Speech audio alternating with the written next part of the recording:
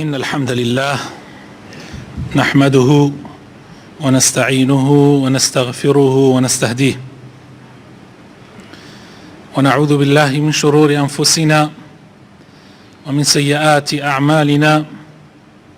من يهده الله فلا مضل له ومن يضلل فلا هادي له، وأشهد أن لا إله إلا الله وحده لا شريك له، وأشهد أن محمدا عبده ورسوله. يا أيها الذين آمنوا اتقوا الله وقولوا قولا سديدا يصلح لكم أعمالكم ويغفر لكم ذنوبكم، ومن يطع الله ورسوله فقد فاز فوزا عظيما. ئێمەوتمان پێغەمبەری خوا صلی الله عليه وسلم کاتێک هاتە مەدینە بە چەند کارێکی گرنگ هەڵسا. یەکەمیان وتمان پێغەمبەری خوا صلی الله عليه وسلم مزگەوتی دروست کرد. دووهەمیان پێغەمبەری خوا صلی الله عليه وسلم برایەتی دروست کرد لە نێوانی مسلمانانە. سێمیان هەڵسا بە دانانی دستورێک بۆ دەوڵەتە تازەکەی مەدینە کە پەیوەندی نێوانی مسلمانان و جوولەکە ڕێک بخا و هەروەها پەیوەندی نێوانی مسلمانان لەگەڵ مسلمانانە. خاڵێکی تر کە زۆر گرنگە کە پێغەمبەری خوا صلی الله عليه وسلم پێی هەڵسا کاتێک هاتە مەدینە، ئەویش گرنگیدان بە بواری ئابووری، بە بواری ئابووری و تجارەت، یعنی اقتصاد و بازرگانی. پێغەمبەری خوا صلی الله عليه وسلم زۆر گرنگی بە ئەم بوارەدا، چونکە لە مەدینەیە خۆشەویستەکانم بازاڕێک هەبوو زیاتر جوولەکەکان زاڵ بوون بەسەریا. بازاڕەکە لە ناو جەرگەی جوولەکەکان بوو. ئێمە پێشا ئاماژەمان بەوە کرد کە سێ عەشیرەتی گەورەی جوولەکە لە مەدینەیە هەبوون. زۆربەی جومگە گرنگەکانی مەدینە بەدەستی ئەوانەوە بوو: بەنو نەظیر، بەنو قوڕەیضا، بەنو قەینوقاع. ئەم سێ عەشیرەتە بازار بەدەستی بەنو قەینوقاع بوو، بازاڕەکەش لە ناو گەڕەکەکەی ئەوانە بوو. ئەم بازاڕە جوولەکە بە کەیفی خۆیان تەحەکومیان تایە ئەکرد، دەستی باڵاهی ئەوان بوو. بە کەیفی خۆیان ڕیبا و سویان بەکار ئەهێنا، غەش و فێڵ، هەرچی معاملەیەک، هەرچی ئاڵوێڵێکی حرام نەبوو کە ئەوان بەکاری نەهێنن لەو بازاڕەیە بۆ بەدەستهێنانی پارە و پول. کاتێک کە مسلمانان کۆچیان کرد لە مەککەوە بۆ مەدینە، خەڵکی مەککە یان مسلمانانی مەککە زۆربەیان ئیشیان بازرگانی بوو، یعنی لە تجارەتە ئیشیانە کرد. ناچار بڕۆنە بازاڕەکانی جوولەکە ئیش بکەن. لەوانە مەثەلەن ئیمامی ئەبوبەکر، ئیمامی عوثمان، عەبدوڕەحمانی کوڕی عەوف و زۆرێک لەو ئەسحابانە هەر ئیشیان تجارەت بوو. کە ئەچوونە ئەو بازاڕە تووشی ئیحراجە هاتن، چونکە بازرگانی و تجارەتکردن، ئیشکردن لە بواری ئابووریە لە ئیسلامە لەسەر فکر و عەقیدەدا مەزراوە. یعنی لە ئیسلامە تۆ بۆت نییە معاملەیەک بکەی کە مخالف بێ لەگەڵ عەقیدە و بیر و باوەڕەکەتە. وەکو جوولەکە نیە، جوولەکە بە کەیفی خۆیان دەستیان لە دین بەردابوو، بە کەیفی خۆیان هەموو ڕێگایەکی ناشەرعی و لار و لێریان بەکار ئەهێنا بۆ ئەوەی پارەیان دەستکەوێ. بەڵام مسلمانان بە پێچەوانەوە بۆیە تووشی ئیحراجێکی زۆر ئەهاتن لە بازاڕەکانی جوولەکەیە. ئیحراجیان تووش ئەبوو، نەیان ئەزانی چۆن معاملە بکەن، چونکە معاملەکان وەکو باسم کرد لەسەر ئەساسی حرام، لەسەر ئەساسی غەش، لەسەر ئەساسی فێڵ، لەسەر ئەساسی زوڵم و ستەم دامەزرا بوو. بازاڕەکەش هەروەها. لەبەرەوە خۆشەویستەکانم، پێغەمبەری خوا صلی الله عليه وسلم و مسلمانان ناچار بوون کە بازاڕێک دابنن تایبەت بە خۆیان و بۆ ئەو کەسانەی حەز لە حرام ناکەن، حەز لە فێڵ و غەش و زوڵم و ستەم ناکەن. جا پێغەمبەری خوا صلی الله علیه وسلم لە نزیک لە بازاڕێک بەنو قەینوقاع خێمەیەکی گەورەی هەڵدا و لە نزیکی ئەو خەیمەیە مسلمانان دەستیان کرد بە ئیشکردن و یعنی بوو بە بازاڕی مسلمانان. جا ئەمە خۆشەویستەکانم وای کرد کە جوولەکە زۆر زۆر بێتاقەت ببن و لە مێشکی خۆیانەوادایاننا کە ئەمە بۆ دژایەتی ئەوانە، بۆ ئەوەیە کە سقوط بە بازاڕەکەی ئەوان بکە، بۆیە وە کەشفیش ببن لە بەردەمی خەڵکە، لە بەردەمی هەموو عەرەبە کە ئەمانە چەند ساڵە لەسەر فێڵ و تەڵەکە ئیشەکانیاندا ئامەزرێن. لەبەرەوە خۆشەویستەکانم یەکێکیان یان یەکێ لە گەورەکانیان جورئەتی کرد هات خێمەکەی تێکدا و بازاڕەکەی تێکدا، بەڵام پێغەمبەری خوا صلی الله علیه وسلم هیچ ڕەدولفعلێکی نەبوو، بەڵکو هەرەوەنەی فەرموو بە مسلمانان فەرمووی سەبرتان هەبێ، ئینشاء الله بازاڕێکدا ئەنەین زۆر زۆر لەم بازاڕە باشتر. جا پێغەمبەری خوا و هەندێک لە ئەسحابەکان گەڕان بە مەدینەیە چی شوێنێک باشە بیکەن بە بازاڕ، چەند شوێنێکیان بینی پێغەمبەری خوا بە دڵی نەبوو تا گەشتن بە شوێنێک لە نزیکی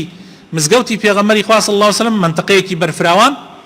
پێغەمبەری خوا صلی الله علیه وسلم پێی مبارەکی دا بە زەویا و فەرمووی هذا سوقكم فلا ينتقصن ولا يضربن عليه خراج. واتە ئەمە ئتر بازاڕی ئێوەیە، لێرە بازار دروست بکەن بە بەرتسک نەبێتەوە، یعنی منطقەکە بە بەرتەسک نەبێتەوە، بەرفراوان بێ و ئیتر تایە باج و سەرانەش وەرنەگیرێت، چونکە لە بازاڕەکەی بەنو قەینوقاع باج و سەرانەی ناشەرعی بە زوڵم و بەستەم ئەسەپێنرا بەسەر ئەوانەیە کە داخلی بازاڕەکە ببن، وەشتی تیا بفرۆشن وەشتی تیا بکڕن.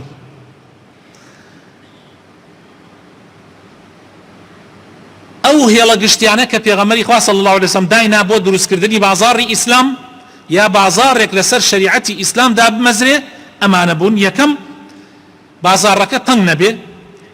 جێی هەموو کەسێ بکاتەوە کە بێوێ لەو بازاڕەیە ئیش بکە، یعنی بازاڕەکە بەرتەسک نەبێ بەڵکو فراوان بێ. چەندێ فراوان بێ ئەوەنەی ترە بازاڕەکە مەجالی ئەوەی تیا ئەبێ کەوا خەڵک ئاڵوێڵی تیا بکە. دووهەم، حڕیەتێک و ئازادیەک هەبێ لە معاملەکردنە جگە لەوەی کەوا خوا حرامی کردووە، بەمەرجی ئەوەی کەوا لەسەر شەریعەتی ئیسلام بێ، بە حرام نەبێ، یعنی ئەو پەڕی ئازادی هەبێ لە بازاڕە. سێم، هیچ تەنگیەک دروست نەکرێ لەسەر ئەو کەسانەی کە دێنە بازاڕەکە شت ئەکڕن یا شت ئەفرۆشن، بەڵکو ئازاد بن، باج و زەریبە لەسەریان نەسەپێنرێت، چونکە ئەگەر باجێکی زۆر خرایە سەر خەڵک لە بازاڕە ئیتر مەجبور ئەوانی شتەکانیان شتومەکەکانیان زیاد دەکەن، گرانەکەن. بۆیە باج و زەریبە بە هیچ شێوازێک لەسەر ئەو بازاڕە دانەمەزرێ. پێنجەم، احتکار و دەست بە سەراگردنی شتومەک نەبێ، یعنی خەڵکانێک شتێلێک کە لە بازاڕە ئێستا ڕەواجی هەیە بڕۆن احتکاری کەن، خڕی کەن، هەڵی گرن حتا بازار گرانە بێ، دوای ئەوە بهێنن بیفرۆشن. بە هیچ شێوازێک مەجالی ئەوە نەدرێت، بەڵکو هەرچی شتومەکەیە لە بازاڕە عەرز بکرێ، ئیتر هەرێکیەوە پێی سعر و نرخی خۆی. غەش و فێڵ لەگەڵ ڕیبا و سوودا بە هەموو شێوازێک حرام ببێ. ئەمانە هێڵە گشتیەکانی بازاڕی ئیسلام بوون، بۆیە ئەم بازاڕە وای کرد هەموو خەڵکی تەنانەت جوولەکەکانیش ڕوویانە کردە بازاڕەکەی ئیسلام. هێواش سەنگی بەنی قەینوقاع بەو شێوەیە نەما کەرە سەرەتاوە بوو کە چەندین ساڵە بازاڕیان کۆنتڕۆڵ کردبوو، بە شێوازێک هەموو کارێکی ناشەرعیان تایە ئەنجامەدا. طبعا ئەمە ئەوە دەرەخات کە پێویستە ئینسانی مسلمان یا پێویستە لە هەر شوێنێکا مسلمانان هەبن بەدیل دانن، بەدیلیان هەبێ بۆ هەموو کاروبارەکانی ژیان. کاتێ تۆ بە خەڵکەڵی معاملەی حەڵاڵ بکە ئەبێ بازاڕتیش هەبێ.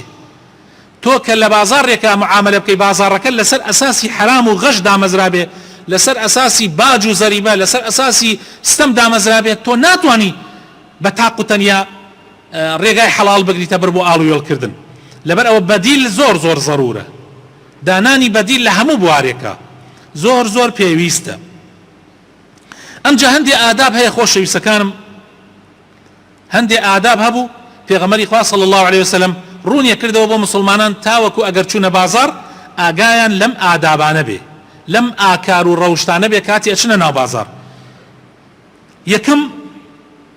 پێویستە ئینسانی مسلمان کە چووە بازار وا بزانێ بازاریش شوێنی عیبادەتکردنە وا نەزانێ بازار شوێنێکە ئیتر ئینسان بە کەیفی خۆی هەرچی هاتە مێشکیان لە حەڵاڵ و حەرام بیکە بەڵکو ئەبێت تایە فەرمانەکانی خوا جێبەجێ بکرێ قەدەغەکراوەکانی خوای تەعالا واز لێ بهێنرێ کەوا بوو بازار ئەگەر ئینسان بە حەڵاڵی و بە پاکی بچێتە ناوی شوێنی عیبادەتکردن و شوێنی معاملەی حەڵاڵە خەڵکی ئەڕۆن بە بازار ئەمە نەمەشغوڵە بن زکری خوایان لەبیر دەچێ بەڵام ئینسانی مسلمان لەناو بازاڕیشە زکری خوای لەبیر ناچێ دروست نییە لە بازاڕە هاوارکردن ئەم هاوارەی کەوا ئێستا لە بەردەم مزگەوتەکانیشە ئەکرێت جاری وا هەیە کابرا ئیکا بە هاوارێ ئیکا بە بەزمێک ئەمە دروست نییە یەکێ لەو سیفاتانەی کە هی پێغەمبەری خوا بووە صلی الله عليه وسلم و ئیمامی بوخاری ئەیگەڕێتەوە کە لە کتێبە پێشۆکانیشا باس کراوە ئەوەیە کە پێغەمبەری خوا صلی الله عليه وسلم ليس بفظ ولا غليظ ولا سخاب في الأسواق ولا يدفع بالسيئة السيئة ولكن يعفو ويغفر پێغەمبەری خوا صلی الله عليه وسلم ئەمە صفاتەکانی بووە لە کتێبە پێشۆکانە لە پێش ئیسلامە لە کتێبی پێغەمبەرەکانی ترە کە باسی پێغەمبەری آخر زەمان کراوە ئەمە صفاتەکانێتی یەکەم درژ نییە هەر کاتێ بینیتان مسلمانێ درژ بوو معنای وایە يعني مسلمانێ زبر بوو درژ بوو خەڵکی کافرە کرد خەڵکی مبتەدیع کرد بەر بوو بۆ ناو خەڵک بکوژ ببڕ ئەوە بزانە لەسەر ڕێبازی پێغەمبەر نییە وتر لەسەر ڕێبازی جوولەکە و گاورە ولا سخاب في الأسواق پێغەمبەری خوا صلی الله عليه وسلم شوێن کەوتەکانی هاوارکردنی لە ناو بازاڕە بیکەن بە هاوار و ئەزان بە هاوار ڕزقیان بۆ دێ و پێغەمبەری خوا صلی الله عليه وسلم قەت بەرامبەر بە خراپەکاری خەڵق ئەگەر خەڵک بەرامبەری خراپەیەکیان بکردایە قەت پێغەمبەری خوا صلی الله عليه وسلم لە بەرامبەر خراپەکەی ئەوان بە خراپە وەڵامی نەدایەوە بەڵکو لێبوردە بوو و لێخۆشبوو بوو ئەمە صفاتەکانی پێغەمبەری خوایە صلی الله عليه وسلم هەروەها خۆشەویستەکانم لە ئادابەکانی بازار پاکی و پاراستنی پاکی ناو بازار و بۆنخۆشی ناو بازار زۆر گرنگی داوە پێغەمبەری خوا صلی الله عليه وسلم بەوە پێویستە ئەهلی بازار زۆر ئاگایان لە بازار بێ شتت فڕە نەدەن بازار پیس نەکەن بازار بۆ ناخۆش نەکەن ئەمە لە صفاتی ئیسلام و مسلمانان نییە نابێت لە صفاتی بازاڕی ئیسلام و مسلمانانیش بێ پێغەمبەری خوا صلی الله عليه وسلم تەنانەت حسابی بۆ ڕێگاوبانێک کردووە ئەفەرمێ لەسەر ڕێگاوبانەکانە دامەنشن بۆ پیسیکردن و بۆ میزکردن بەڵکو چەپ بگرن لە شوێنێکە دانشن کە خەڵک سەر ڕێگای خەڵک نەبێ شوێنی دانیشتن و ئیسراحەتی خەڵک نەبێ دوایی ئەوە تووشی لعنەتی خەڵکتانەکە لەبەرەوە ئینسانی مسلمان لە بازاڕە ئەبێ پاک و تەمیز بێ و پاک و تەمیزیش نیوەی ئیمانە خۆشەویستەکانم ئیتر بیرکەنەوە من ئەم قسانەکە ئەیکەم یەکسەر تۆ بیر لە بازاڕەکەی خۆت بکەرەوە من ئەمە نایکەم تەنها بۆ زمانی پێغەمبەر ئەمە بۆ تۆیە من ئەم قسانە ئەیکەم ئەمە مەبەستم تۆی مسلمانە تۆی ئەهلی بازاڕە تۆی میوەفرۆشی ناو بازاڕە تۆی بەقاڵی ناو بازاڕە تۆی دوکانی مەطعەم و ئەنواع و ئەشکاڵی ناو بازاڕە ئەمە بۆیە بۆ تۆ باسەکەم لەبەر ئەوەی بزانی کە پاراستنی پاکی ناو بازار و ئادابەکانی ناو بازار ئەرکی سەرشانی ئێمەی مسلمانە کە پێغەمبەرەکەمان وا دایناوە چەک هەڵنەگرتن لە ناو بازاڕە پێغەمبەری خوا صلی الله عليه وسلم زۆر جەختی لەسەرەوە کردوتەوە کە ئینسان تیر و ڕم و ئەمانەی پێ نەبێ لە ناو بازاڕە ئازاری مسلمانانی پێ بدا ئەگەر ناچاریش ببێ ئەبێ سەری ڕمەکەی بگرێ بۆ ئەوەی نەچێتە گیانی خەڵکا و ئازاری خەڵک نەدا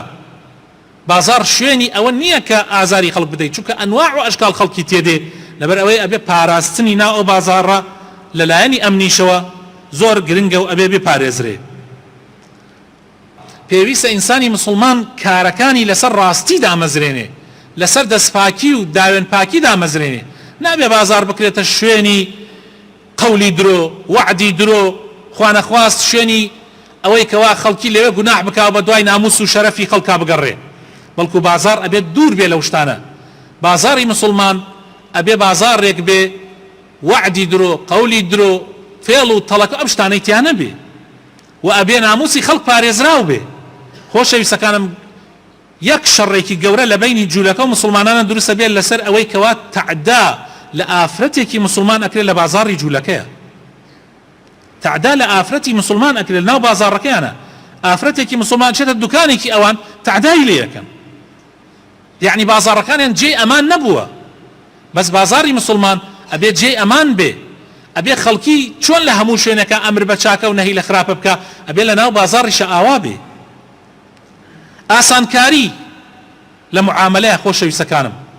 ئاسانکاری ئەبێ ئینسانی مسلمان لە بازاڕە ئاسانکار بێ لێبوردە بێ